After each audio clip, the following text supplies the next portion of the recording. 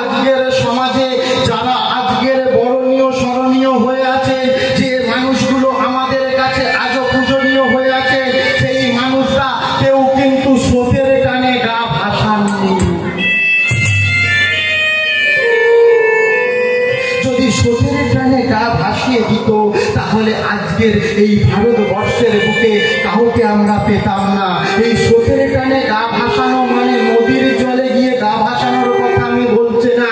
প্রত্যেকে দেখুন সমাজের প্রতিকূলে হেঁটেছে বলে আজকের আমরা এই সমাজ পেয়েছি। আজকের যে সমাজে আমরা যাকে প্রত্যেকে স্মরণ করি সেই রাজা রামমোহন রায়। আজকের ভেবে দেখুন রাজা রামমোহন রায় 1856 খ্রিস্টাব্দে বিধবা বিবাহ সতীদাহ প্রথা রদ করেছিলেন। আজকের এই যে সামনে আমার মায়েরা বসে আছে কপালে সিঁদুরটুকু হারিয়ে ফেলেছে। এই সিঁদুর ছাড়া আজ থেকে 550 বছর আগে, আজ থেকে 200-250 বছর আগে এই বাংলার বুকে কি কোনো মা বেঁচে থাকতে পারত? সেই অধিকার কি ছিল?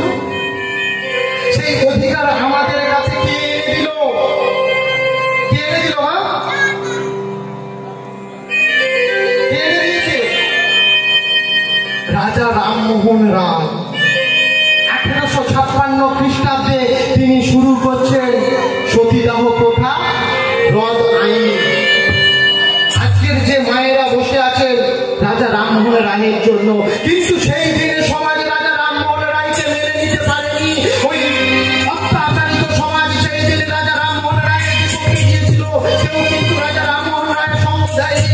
এমনকি নিজের জন্মদাত্রী মা পর্যন্ত বলেছিল ওর মাথা আমার চাই।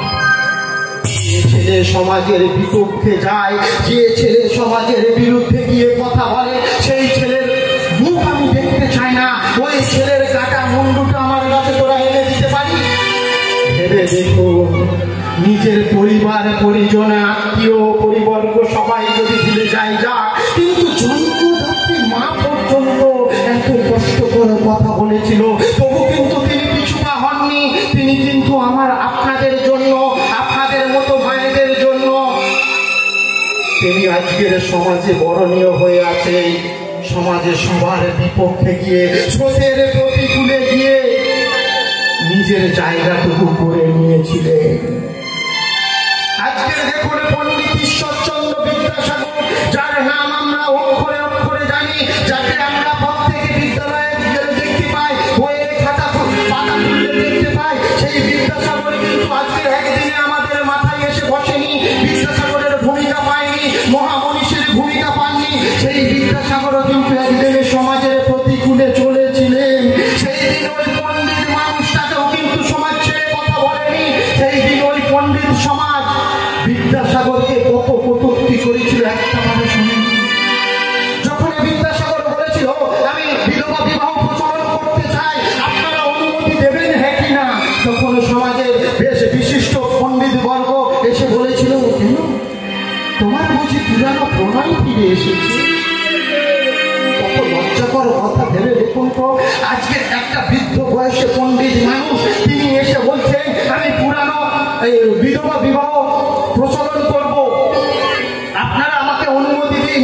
সেখানে যদি সেই বৃদ্ধ মানুষটিকে বলা হয় আজকের তুমি বিধবা বিবাহ প্রচলন করতে যাচ্ছ কারণ তোমার পুরানো প্রণয় ফিরে এসেছে, মানে আগে প্রেম করেছিল, বিয়ে করতে পারেনি, তার বিয়ে হয়েছিল অন্য জায়গায়, এখন সে স্বামী হারিয়েছে, বিধবা হয়েছে, এখন তাকে আবার বিয়ে করতে চাইছে।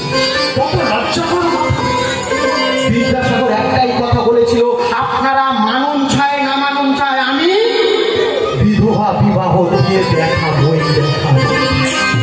আজকের দেখুন স্রোতের প্রতিকূলে চলে বিদ্যাসাগরই কিন্তু আমাদের কাছে স্মরণীয় হয়ে আছে। আছেন তো নাকি মা? আজকের ভেবে দেখুন যে রাজা রামমোহন রায়ের নামে আমরা প্রত্যেকে জানি সতীদাহ প্রথা রদ করেছে রাজা রামমোহন রায়। ভালো করে একটা বার আপনারা নিমাইয়ের জন্ম কাহিনীতে যান, গেলে বুঝতে পারবেন শচী দেবী বিধবা ছিলেন না সধবা ছিলেন? কি ছিল মা? বাড়িতে যখন রান্না হয় না কেউ যদি একটু জোগাড় করে দেয় দেখবেন রান্না করতে ভালো লাগে, লাগে তো নাকি? তা আমাকে দেখে কি ভয় লাগছে? শরীর স্বাস্থ্য বেড়ে গেছে? আপনার বাড়ির ছেলের সমান তো, ছেলের সঙ্গে মা একটু কথা বলবে না? আপনারা একটু কথা বলুন না, নাকি ভালো লাগছে না? ভালো লাগছে নাকি বলুন না, একটু সারা শব্দ তো বলুন। তাহলে দেখুন আজকে সমাজে আমরা জানি শচীদেবী বিধবা অবস্থায় ছিলেন, তাই তো? তাহলে তৎকালীন সময় তো চলছিল সতীদাহ প্রথা। তাহলে শচীদেবী কিভাবে বিধবা হয়ে থাকতে পারলেন? আমাদের মনের মধ্যে একটা বার প্রশ্ন জাগলো না? আমরা একটা বার প্রশ্ন করে দেখলাম না যে গ্রন্থে লিখলো, তাহলে কি লিখলো?